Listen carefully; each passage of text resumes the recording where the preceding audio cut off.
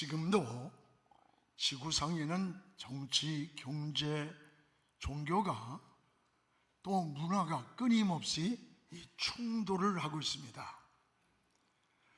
러시아와 우크라이나의 충돌은 지금 2년째 멈추지 않고 있고, 또 요즘 여러분 잘 아는 하마스의 공격으로 이스라엘과의 충돌은 수많은 사상자가 발생하고 있습니다.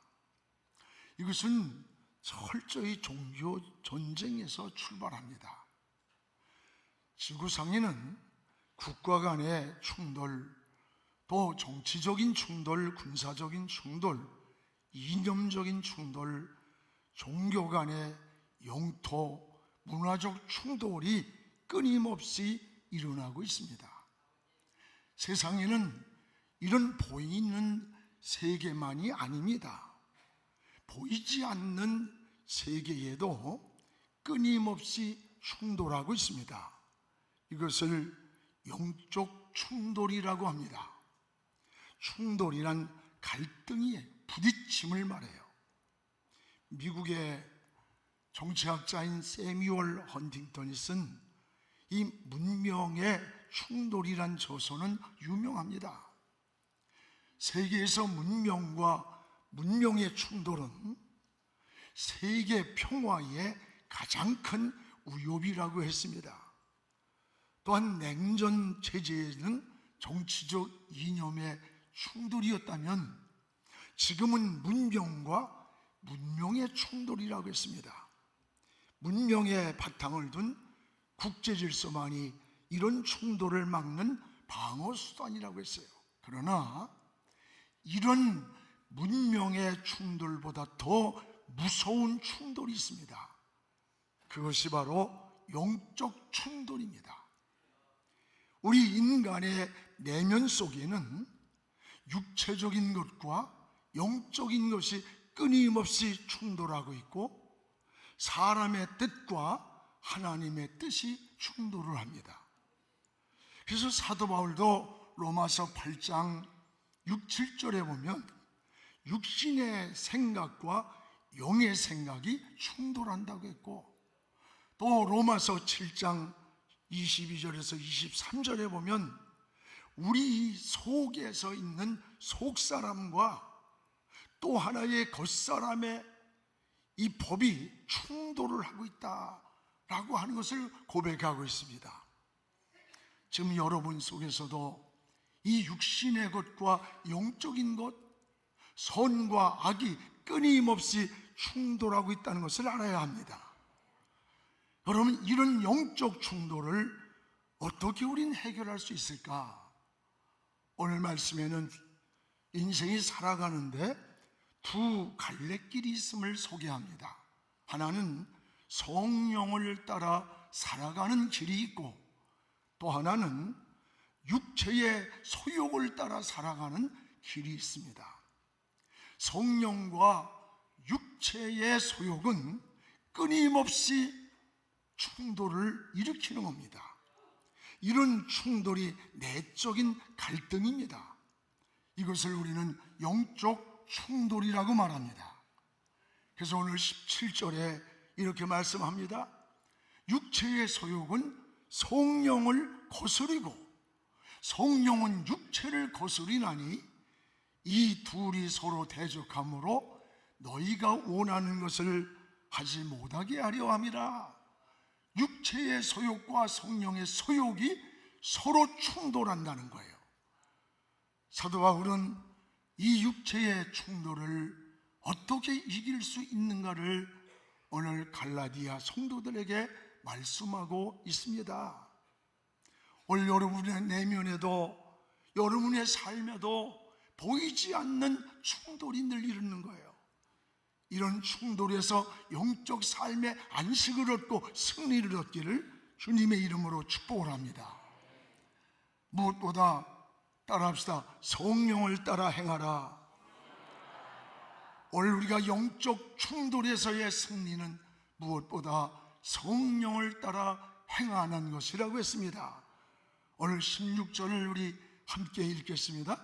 내가 이르노니 너희는 성령을 따라 행하라. 그리하면 육체의 욕심을 이루지 아니하리라. 여기에 성령을 따라 행하라는 말씀과 또 18절에 성령의 인도하시는 바가 되면 이라는 말씀이 나와요.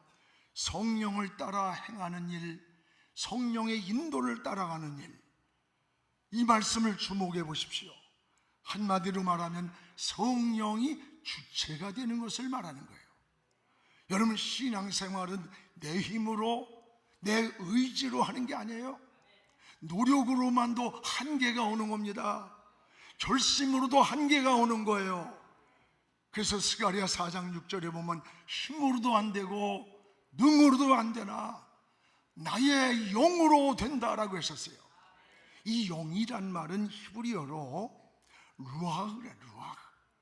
이 뜻은 하나님의 영이에요. 보이지 않는 저 하나님의 영, 곧 성령을 의미하는 거예요. 오늘 여러분 성도의 삶은 날마다 이 성령의 도우심을 구해야 합니다. 성령을 전적으로 의지할 때에 우리는 이 육체적 충돌을 이길 수가 있는 거예요. 성경에서 믿음의 사람들의 발자취를 보십시오. 그들 주의 일을 할 때에 힘들게 하지 않았어요. 기쁘고 감격하고 즐겁고 행복하게 일했어요. 문제가 없는 게 아닙니다. 수많은 문제가 있지만 승리했습니다. 장애물이 없는 게 아니에요. 수많은 장애물이 있지만 장애물을 뚫고 나갔던 거예요. 그 힘이 내 힘이 아니었어요. 성령의 인도를 받았기 때문입니다. 사랑하는 여러분, 하나님의 일을 할 때에 여러분 성령의 능력을 더 의지하시기 바랍니다. 여러분의 인생길도 오직 성령께 물으십시오. 성령의 도움을 구하기를 요청하시기 바랍니다. 저는 아침에 새벽에 일어날 때 하나님께 성령님, 오늘도 누구의 눈을 뜨게 하신 하나님, 하루가 시작되는데 성령님 나와 동행해 주세요. 성령님 인도해 주세요. 성령님 만날 사람 만날 일, 해야 할 일들에 항상 함께 해주세요. 동행이래, 동행. 이것이 성령님과 동행입니다. 동행이 뭡니까? 함께 걸어가고 함께 하는 거예요.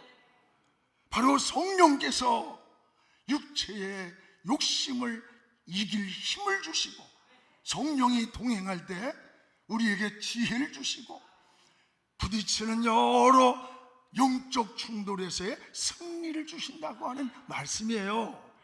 그렇습니다. 그래서 사도 바울은 너희는 성령을 따라 행하라, 성령의 인도를 받으라, 그러면 육체의 욕심을 이루지 아니하리라고 했습니다. 그러면 육체의 소욕을 이루지 않는다? 육체의 소욕이란 무엇이냐? 오늘 19절에서 21절까지의 말씀을 보면 15가지의 소욕이 나옵니다. 육체의 소욕은 이는 분명하니 곧 음행과 더러운 것과 호색과 우상숭배와 주술과 원수 맺는 것과 분쟁과 시기와 분냄과 당짓는 것과 분열함과 이단과 투기와 술취함과 방탕함과 또 그와 같은 것이라. 전에 너희에게 경계한 것 같이 경계하노니 이런 일을 하는 자들은 저 하나님 나라의 유업을 받지 못할 것이라. 여러분, 육체의 소욕들은 성령과 끊임없이 충돌을 한다는 거예요. 육체의 소욕을 15가지로 소개한 이 15가지를 살펴보세요. 하나하나가 3가지가 나옵니다. 하나는 우리의 삶을 병들게 하는 요소라는 거예요. 또 하나는 영혼을 파괴하고 있다는 것이고, 또 하나는 진리를 거스르는 요소가 육체의 소욕이라고 소개하는 거예요.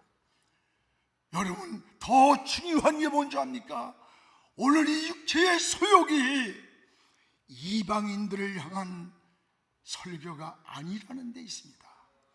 지금 사도 바울은 갈라디아 교인들을 향해서 이런 15가지의 육체의 소욕을 향해서 권면하는 거예요. 이런 것들이 우리 안에 있음을, 그리스도인으로 살면서도 이런 육체의 소욕에 사로잡혀서 우리가 사랑하고 있다는 것을 지적하는 겁니다. 저 바깥의 사람들이 아니에요. 오늘 그리스도인 속에 있는 육체의 소욕들이에요. 오늘 이런 것들은 하나님의 나라를 유업으로 받을 수 없다고 했습니다. 이런 육체의 소욕들의 특징이 있습니다. 이런 육체의 소욕들은 하나는 하나님과의 교제를 가로막습니다. 이 육체의 소욕이 우리를 지배할 때 하나님과 교제가 막히고 평안이 없습니다. 안식이 없습니다. 하나님의 지혜가 떠오르지 않고 성령의 인도를 받을 수가 없다고 하는 거예요. 또 하나는 이 육체의 소욕이 우리를 지배할 때 신앙을 파괴하는 사탄의 통로가 된다는 것을 알아야 돼요. 여러분, 육체의 소욕들을 자세히 보세요. 하나하나가 어둠의 영이 들어가서 틈을 타는 통로라는 것을 알 수가 있습니다. 또 하나는 정신과 우리의 영혼과 우리의 삶을 부패하게 썩게 만든다는 거예요. 영적인 삶을 무너뜨리는 요소임을 알아야 됩니다. 이런 육체의 소욕들은 하나님의 나라를 유업으로 받을 수 없다, 상속으로 누릴 수가 없다는 거예요. 성도는 어떻게 살아야 합니까? 오늘 성령을 따라 살기를 기도해야 되는 것입니다. 우리가 성령을 따라 살아갈 때만이 이런 육체의 소욕과 영적 충돌에서 이기는 힘을 얻는 거예요. 오늘도 여러분 영적 생활의 승리자가 되기를 주의 이름으로 축복을 합니다. 오늘 성령은 반드시 우리에게 성령을 따라 살아갈 때 따라합시다. 좋은 열매를 인도하신다. 성령은 반드시 우리를 좋은 열매 맺도록 인도해 주시는 겁니다. 이게 신앙의 놀라운 하나님의 은혜요. 오늘 말씀 속에는 9가지 열매가 나와요. 신앙은 열매가 좋아야 한다는, 열매가. 우리 구원받은 이후의 삶, 여러분 은혜 받은 이후의 삶은 뭘까? 성령의 열매를 맺으며 사는 거예요. 아무리 나무가 좋다고 말을 해도 열매가 좋지 아니하면 그건 좋은 나무라고 평가할 수가 없습니다. 예수님도 열매를 보아서 그 나무의 질을 알 수 있다고 하셨어요. 여러분, 좋은 나무에서 좋은 열매를 맺게 되는 겁니다. 성령은 인간이 살아가는 데에 좋은 열매를 맺게 하시는 거예요. 은혜 받은 자의 삶은 바로 열매를 보면 알 수가 있습니다. 그래서 성령을 통한 9가지 열매를 소개합니다. 여러분, 이 9가지 열매를 하나로 줍을 짰다면 그 줍에서 나온 마지막 열매가 뭘까? 예수님의 성품이에요. 예수님의 마음이에요. 예수님을 닮아가는 겁니다. 이 성령의 9가지 열매는 하나의 목표가 주님을 닮아가는 거예요. 주님의 성품의 완성이 되는 거예요. 그 하나가 사랑입니다. 사랑의 열매라 그랬어요. 사랑하지 못하던 마음인데 사랑할 수 있는 마음을 성령이 주시는 거예요. 또 하나는 희락은 기쁨을 말하는 거예요. 근심하던 사람이 성령을 통해 기쁨을 누리는 거예요. 또 하나는 화평입니다.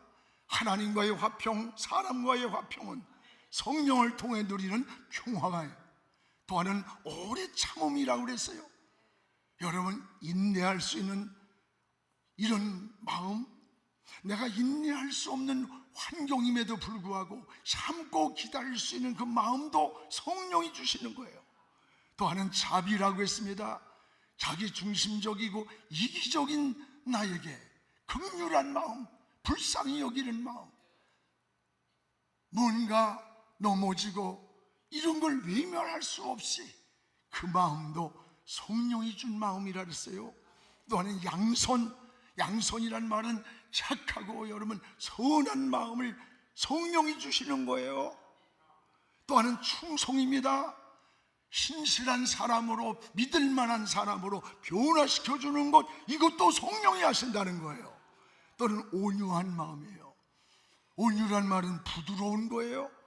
하나님의 말씀에 순종하는 마음이에요. 이 성령이 준 마음이에요. 하나는 절제입니다. 우리 육체의 욕망을 다스리는 마음이에요.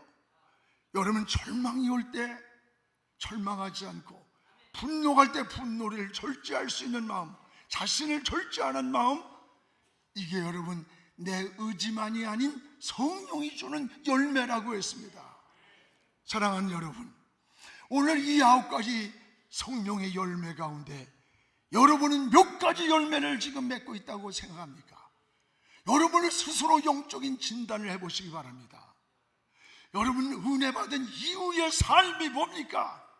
이런 성령의 열매가 풍성히 맺는 것, 이게 은혜 받은 이후의 삶인 거예요. 이게 은혜 받은 자의 모습인 거예요. 은혜 받았다고 하면서 아주 성품이 난폭하고 거칠고 언어가 거칠고 잔인하고 미워하고 시기하고 늘 싸우고 비방하고 이런 것이 여러분 성령의 열매 가운데 있습니까? 은혜 받은 것은 말에 있는 게 아니에요. 은혜 받은 그 이후의 모습은, 변화받은 그 이후의 모습은 열매를 통해 나타나는 거예요.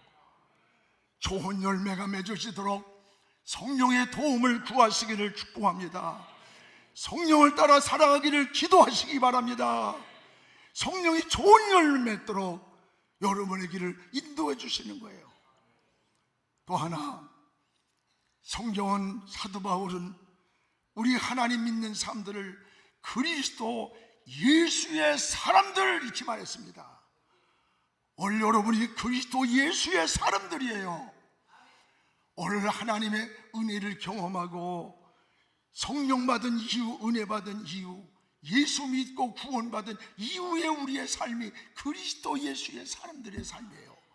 그리스도 예수의 사람들은 따라합시다. 사는 방법이 다르다. 사는 방법이 다르다는 거예요. 오늘 24절에 정과 탐심을 십자가에 못 박은 사람이라. 정과 욕심을 십자가에 못 박은 사람이라. 우리 24절 같이 읽어봅시다. 그리스도 예수의 사람들은 육체와 함께 그 정욕과 탐심을 십자가에 못 박았느니라. 십자가에 못 박았느니라. 그리스도 예수의 사람들, 나는 이 말씀이 가슴속에 굉장히 뿌듯하고, 내가 그리스도 예수의 사람들이에요. 여러분이 바로 그리스도 예수의 사람들이에요. 정과 욕, 탐심을 십자가에 못 박을 때 내가 죽고 예수가 내 안에 사는 것입니다. 이때부터 우리는 생각이 달라집니다. 사는 목적이 달라집니다. 말하는 것이 다르고 행동이 달라지는 거예요. 저는 며칠 전에 어느 장로님과 대화를 나누면서 큰 감동을 받았어요. 목사님, 나는 지금까지 축복을, 돈 버는 것, 자식이 잘 되는 것, 명예를 얻는 것, 건강한 것, 이런 것만을 생각하고 이런 것만을 놓고 기도도 많이 하면서 살아가는 게 현실이었습니다. 그런데 내 마음속에 주님 위에 살다가 순교한 하나님의 사람들, 주님의 이름을 지키기 위해 집을 뺏기고 재산을 뺏기고 감옥을 가고 생명까지 잃었던 그 순교한 순교자들의 그 삶이 이 세상의 가장 큰 축복이라는 그 마음이 늘 가슴에서 생각이 납니다. 그러면서 울먹이면서 고백을 하는데, 목사인 저도 설교는 그렇게 하지만 막상 내가 순교자의 자리에 선다고 할 때 그 고난과 핍박과 그걸 그렇게 받아들이고 쉽게 가겠어요? 코로나 몇 년 온 것도 목사부터 문자 짜고 나서고 성도들은 오히려 성전문을 들어오려고 하는 걸 몰래 들어오게 만들고, 그런 게 우리의 모습인데, 오늘 사랑하는 여러분, 우리의 신앙을 다시 한번 돌아보면서 주님 위에 살다가 순교자의 모습이 가장 큰 영광의 축복인 것을 내 가슴 속에서 계속 들려옵니다. 큰 감동을 받았습니다. 이것이 바로 오늘 사도 바울이 우리를 향한 그리스도 예수의 사람들이라는 거예요. 바울은 이것을 정과 욕심을 십자가에 못 박은 사람이라고 했습니다. 또 하나, 그리스도 예수의 사람들은 성령으로 살아가는 사람들이라고 했습니다. 25절을 우리 함께 읽겠습니다. 만일 우리가 성령으로 살면 또한 성령으로 행할지니 너희가 성령을 따라 살아간다면 성령을 따라갈 것이고 믿음의 삶을 살 것이다. 여러분, 성령으로 살아간다는 말씀은 자기 감정이나 자기 기분이 아니에요. 성령의 감동을 따라 살아가는 겁니다. 여러분이 싫다고 해서 그만두고 기분 좋다고 하고 기분 나쁘다고 안 하고 그런 게 아니야. 그건 주의 일이 아니야. 박수 소리가 크면은 기분 좋아서 하고, 누군가 알아주는 사람이 없는 것 같으면 금방 질치고 실족하고 낙심하고 힘을 잃고, 이게 아니에요. 알아주든 말든 주님의 십자가 앞에서 구속의 은혜를 감사해서, 오늘 여러분도 너무 신앙을 이 머리로 계산하지 마세요. 이 지성적 차원을 넘어서는 게 하나님의 나라와 역사예요. 영의 사람이에요. 우리 성령의 감동을 따라 살기를 축복합니다. 또 하나는 그리스도 예수의 사람들은 어떻게 사느냐? 26절에 헛된 영광을 구하지 않는 사람이라. 헛된 영광입니다. 26절 같이 읽읍시다. 헛된 영광을 구하여 서로 노엽게 하거나 서로 투기하지 말지니라. 헛된 영광을 구하지 않는 사람. 헛된 영광이 뭡니까? 허망한 것입니다. 유익되지 않는 것들이에요. 여러분, 그리스도 예수의 사람들은 사는 방법이 달라요. 이런 것들에 사로잡혀 살지 않는 것입니다. 사랑하는 성도 여러분, 오늘 지구상에만 충돌이 있는 게 아니에요. 누구에게나 내면 세계에 영적인 충돌이 있음을 알게 됩니다.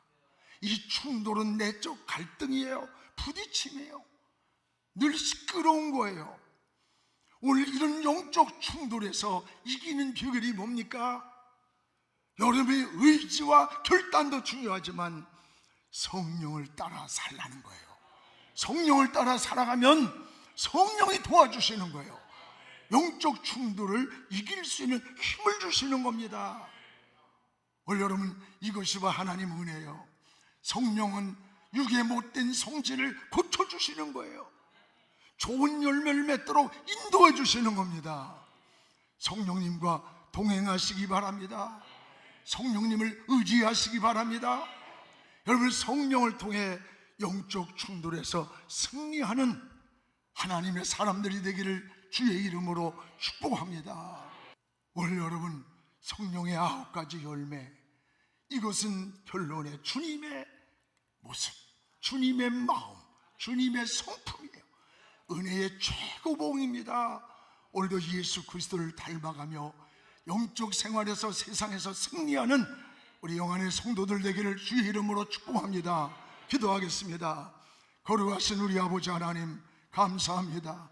오늘도 하나님 아버지, 우리는 영적 충돌에서 끊임없이 부딪히며 갈등하고 있음을 고백합니다. 오늘도 하나님, 우리의 의지와 결심만 가지고 할 수 없사오니 너희는 성령을 쫓아 행하라. 그리하면 육체의 소욕을 이루지 아니하리라고 했사오니 하나님, 성령님과 동행하기 원합니다. 성령님과 함께하기 원합니다. 성령의 인도를 받는 저희들에게 축복하여 주시옵소서. 그래서 어둠의 영을 이기게 하시고 육체의 소욕을 이기게 하시고 승리의 깃발을 꽂는 하나님의 사람들로 소개하여 주시옵소서.